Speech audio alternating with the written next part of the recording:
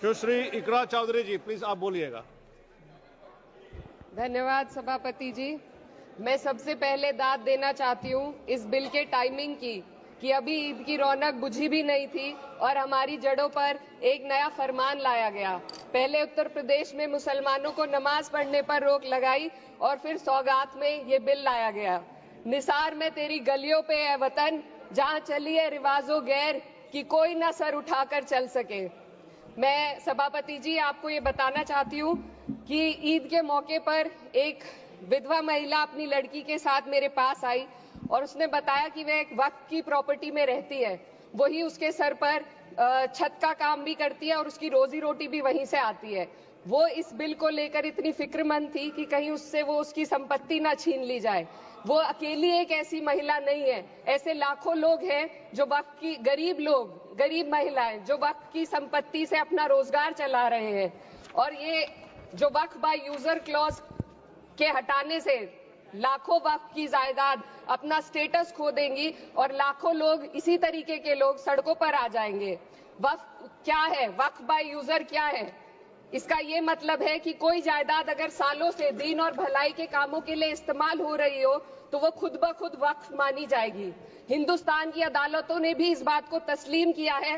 Waqf by user सिर्फ वक्फ board को ही मिली कोई खास सौगात नहीं है, ये बल्कि सभी अन्य धार्मिक ट्रस्टों को परंपरा और यूज के आधार पर बिना किसी डॉक्यूमेंटेशन के धार्मिक चरित्र को डिक्लेयर करने का राइट मिला हुआ है।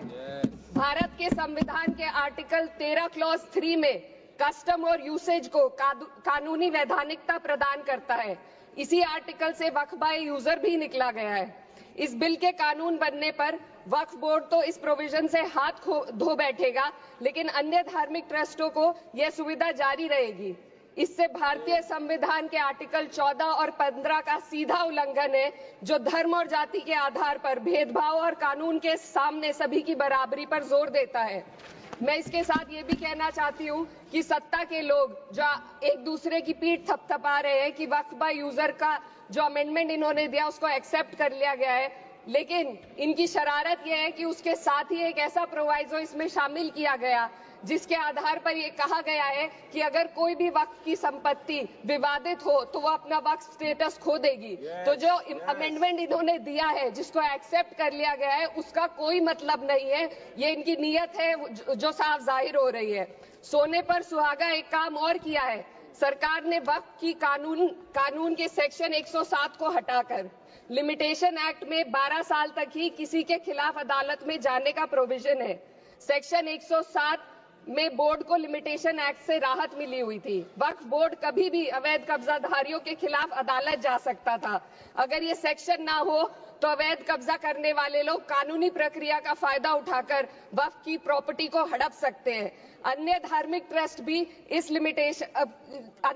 ट्रस्टों पर भी ये लिमिटेशन एक्ट लागू नहीं होती, तो फिर वक्फ बोर्ड के साथ ये सौतेला रवैया क्यों किया जा रहा है? धर्म को देखकर दोहरी नीति क्यों अपनाई जा रही है? सेक्शन 107 और वक्फ बाय यूजर को अगर एक साथ पढ़ा जाए तो इससे लाखों वक्फ की प्रॉपर्टी पर कब्जा किया जाएगा। इसलिए ये बिल मुसलमान की भलाई का नहीं बल्कि उनके वजूद और विरासत को मिटाने का बिल है। हिंदुस्तान में बहुत सारे धार्मिक ट्रस्ट हैं जिसमें उस खास मजहब के लोग शामिल होते हैं और उसका इंतजाम करते हैं। और ये बात समझ में आने वाली भी है, क्योंकि जो व्यक्ति अपने मजहब के रीति रिवाज को जितना अच्छे से समझ सकता है, किसी अन्य मजहब का व्यक्ति नहीं समझ सकता। आर्टिकल 26 क्लॉज 2 के तहत धार्मिक संप्रदायों को अपने मजहबी इदारों के एडमिनिस्ट्रेशन का हक देता है, लेकिन वक्फ बोर्ड के बारे में इसको उल्टा किया जा रहा है। Sir 2 minute sir please 2 minutes. सरकार इसे एक सेक्युलर बॉडी मान रही है और इसमें गैर मुस्लिमों को शामिल करने की बात कह रही है। आपके मुंह से सेक्युलरिज्म की बात सुनकर अच्छा लगा, लेकिन अगले ही पल ये भ्रम टूट जाता है, क्योंकि आपको सिर्फ दान देने के लिए प्रैक्टिसिंग मुस्लिम का आपने क्लॉज डाला है, लेकिन बोर्ड में बैठने के लिए मुस्लिम होने की कोई आपकी क्लॉज नहीं है। तो इससे आपकी जो दोहरी नीति है वो साफ जाहिर होती है। ये वही सरकार है जिसने राम जन्मभूमि ट्रस्ट में ये लिख दिया कि जिला अधिकारी भी अगर होगा तो हिंदू होना चाहिए।